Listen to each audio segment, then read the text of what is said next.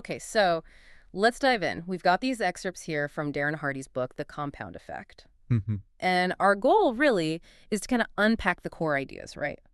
Pull out what's most valuable for you listening. Absolutely. And the big thing that just jumps right out is the central concept, success. Yeah. It isn't some, magic bullet or overnight thing. Right. Not at all. It's the result of this compound effect he talks about. Yeah, and the way it works is almost, well, it's super simple. Maybe too simple, so we miss it. Could be. It's all about these small, smart choices, tiny decisions, really. Not giant leaps. No, exactly, but done consistently over time. And that's where the radical difference comes from. It's not really magic. It just looks like it later on. Precisely.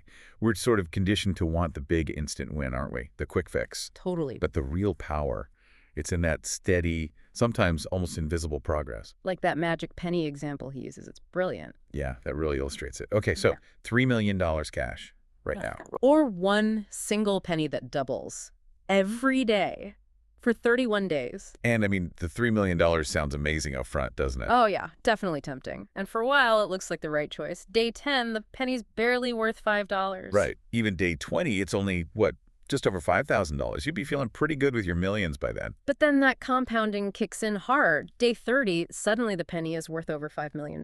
And day 31, it's over $10.7 million. It just explodes. That's where that invisible growth suddenly becomes very, very visible. Exactly. What seems tiny at the start, just through sheer consistency, becomes massive. But that early phase, it feels like nothing's happening. For ages. And that's the trap, isn't it? People quit because the results aren't immediate. It's a psychological game as much as anything. Yeah, like with the three friends analogy, Larry, Scott, and Brad. Larry just coasts, does nothing different, maybe gets a bit resentful. Scott makes these tiny positive changes. Reads a bit, listens to something useful, cuts like 125 calories, walks a bit more. Super small things. Seems negligible, right? And Brad, he does the opposite. Small negative choices. An extra snack. More TV time instead of reading. Again, just 125 calories the other way. And for months you look at them. Basically no difference. Maybe Scott feels slightly better, Brad slightly worse, but nothing dramatic. But then fast forward, around month 25, things start to show. Yeah, the gap widens. And by month 31, it's stark. Scott's in shape, got a promotion, happy marriage. And Brad, he's gained significant weight, like 67 pounds, the book says.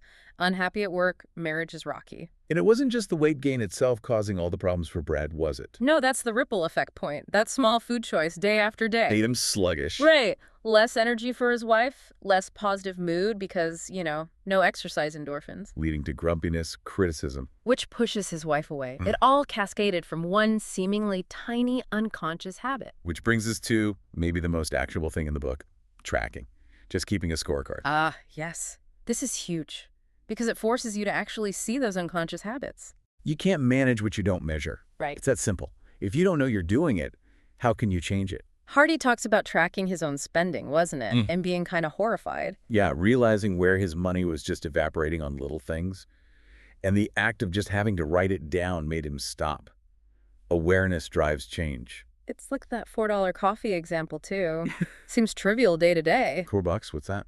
But track it, then compound what that money could have earned if invested over, say, 20 years. It's over $51,000. That's the true cost. Tracking reveals the long-term impact. It really shows how these tiny differences blow up into massive outcomes everywhere, like a horse race. Winning by a nose gets way more prize money, not just slightly more. Or golfers. The Yeah. difference in average strokes between #1 and #10 is tiny. Like less than 2 strokes per tournament on average. But the earnings difference, it's huge, like 5 times more for the #1 player. It's all those little edges adding up. Accumulation. And then there's the idea acceleration. Right, doing just that little bit extra, pushing past where others stop. Going the extra mile, basically. Like doing those extra couple of reps in the gym when you really want to quit. Yeah, the cheating principle, he calls it. Or doing unexpected things, like calling all the brothers before proposing. Yeah. It's that little bit extra effort that creates disproportionate results, not just physically, but in goodwill, momentum. It separates good from truly great performance or impact. Finding those spots to just push a little harder, deliver a little more value than expected. So when you boil it all down, the main takeaway is pretty clear, isn't it? Your life, where you end up, Yeah. it really is the sum total of all those tiny daily choices you make. The concept itself is simple, deceptively simple. Yeah, the doing it consistently, day in, day out, especially when you don't see results yet, that's the hard part. That's the differentiator. Consistency is the secret sauce for the compound effect. Without it, nothing happens. Exactly. It needs that fuel. So, thinking about all this, the power of these small, compounded actions, here's something for you to chew on. What one tiny choice could you start making differently, starting today? Knowing that over 5 years, it could fundamentally change your trajectory. Worth thinking.